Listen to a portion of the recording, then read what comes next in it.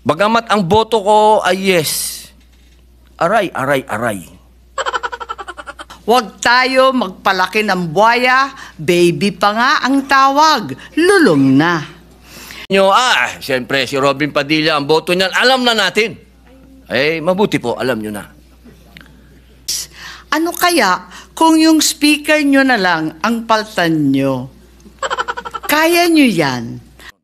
At tulad nga po ng inaasahan natin mga kababayan, na-dismiss po ang impeachment case ni Vice President Sara Duterte sa botong 19-5. Narito po ang mga nakakatuwang komento ng pagboto ng ating mga magigiting na senador.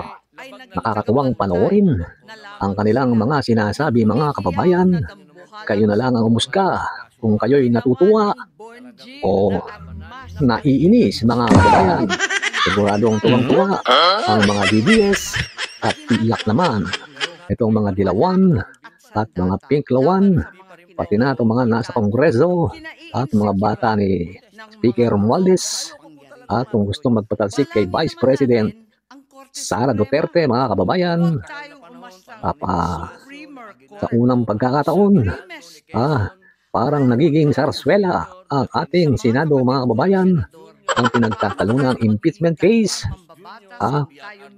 dead na po siya mga kababayan. Na-dismiss na po sa pangunguna ni Senator Marcoleta mga kababayan. Dapat unahin niya mga kababayan yung pababain niya ang kuryente dahil yun po ang kanyang pangako mga kababayan. Kaya lang po ang balang musgan, narito po ang buong istorya ng pagboto ni Senator Amy Marcos at ni Senator Robin Padilla mga kababayan. Ang palitan ng mga paniniwala sa plenaryo ay simbolo ng humihinga at buhay na Senado. Nagagawa natin ang kalayaan at kasarinlan. Isang demokrasya na naririnig ang bawat naratibo. Tagahanga po ninyo ako lahat. At alam naman po ninyo, sa maiksing panahon ko rito, ako ay pro-Westminster. At ngayon, system po, system. Yan po yung parang sa UK. At yan po yung nakita ko ngayong araw na ito. Ang lahat ng mga senador ay gising, ang lahat ng mga senador ay nandito, ang lahat ng mga senador ay nagtatrabaho sa ayon sa kagustuhan kong makita ko ang bawat debate at ang bawat opinion ng bawat isa. Kaya nagpapasalamat po ako. Napakagandang araw po nito sa inyong lahat at sa ating lahat. Ngayon, mga kababayan,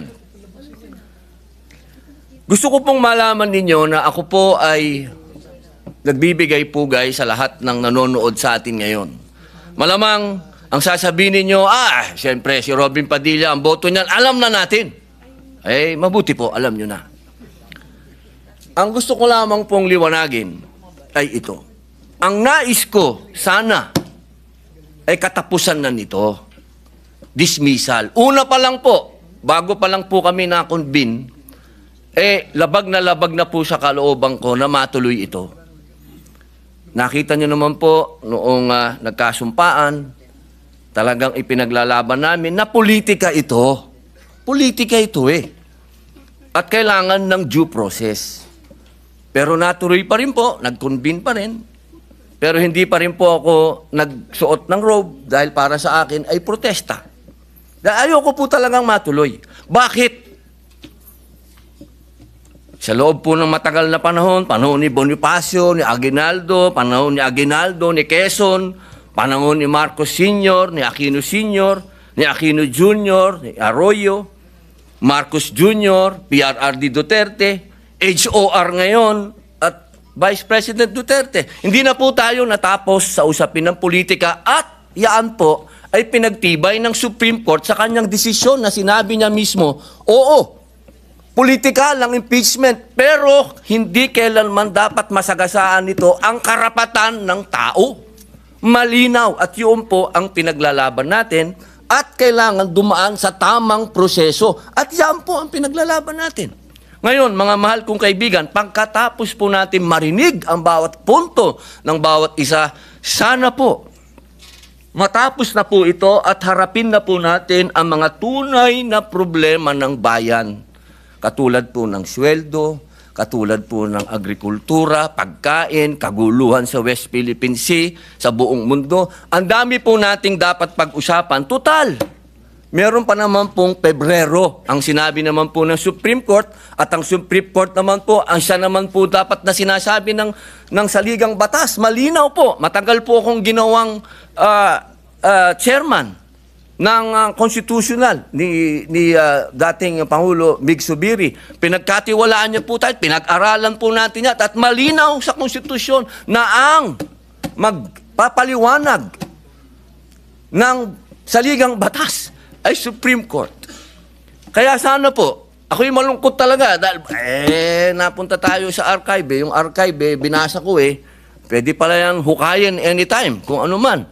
So, hindi pa rin tayo natapos. Kaya sana po, bagamat ang boto ko ay yes, aray. Gusto kong malaman at mailagay po sa lathalan ng Senado na ako'y may reserbasyon dyan. Malaking reserbasyon ko dahil gusto ko dismissal. Tapusin na natin to. Hindi pa tayo natapos Total, nasabi na lahat. Ilang oras ang banatan. Pero hindi pa rin natapos. Kaya po, mga mahal kong kababayan, bago po ako umupo, nais ko pong malaman ninyo na ang inyong Senado ay tumatakbo. Huwag po kayong malungkot sa mga hindi pabor sa amin o sa mga pabor naman. Isa lang po ang masasabi ko. Tigilan na natin ang politika at mahalin natin ang bawat isa, magkaisa na tayo, pag-usapan natin ang mga totoong problema. Maraming salamat po. I vote a resounding yes. Sa hinabahaba kong pagsisilbi sa Kongreso, sa 12 taon na nanilbihan kami, ang trabaho ng kongrestista, sa pagkaalam ko, ay maging kinatawan ng kanilang distrito o kanilang sektor. Bakit naman ngayon ay naging tagabantay na lamang sila ng humihiyaw na dambuhalang sanggol? Ginawa ng bonjing na armas ang impeachment.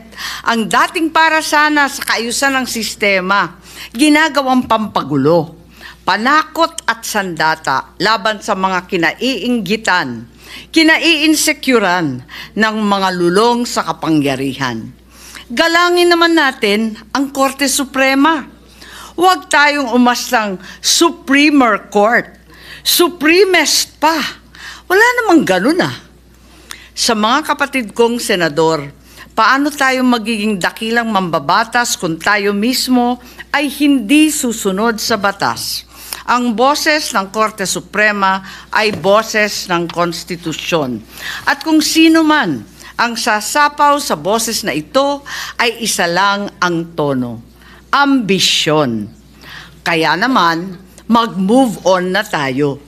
Magtrabaho at huwag konsintihin ang isang spoiled na bonjing. Huwag nang busugin ng pabor. Huwag nang pumayag dahil may pabuya. Huwag tayo magpalaki ng buwaya, baby pa nga ang tawag, lulong na. Sa mga mahal kong kongresista, may suggestion po ako. Ito, suggestion lang naman, Huwag niyong masamain. Kesa inaatupag ninyong palitan ang pinili ng taong bayan, binoto at minahal. Bakit di nyo nalang palitan ang tao, kayo naman lang ang pumili? Ayaw paawat ng iba sa kaka-flex. Ano kaya kung yung speaker nyo na lang ang paltan nyo? Kaya nyo yan. At dahil dito, bumuboto ako ng malakas na oo. Maraming salamat po. Okay mga kababayan, ano pong masasabi nyo? Dito kay Senator Amy Marcos at kay Senator Robin Padilla sa bahagi ng kanilang talumpati na pagboto ng yes para i-dismiss ang impeachment case ni VP Sara dito sa Senado mga kababayan. Comment down below. Mabuhay po ang Pilipinas. Mabuhay po kayo. Patuloy po natin silang susubaybayan mga kababayan.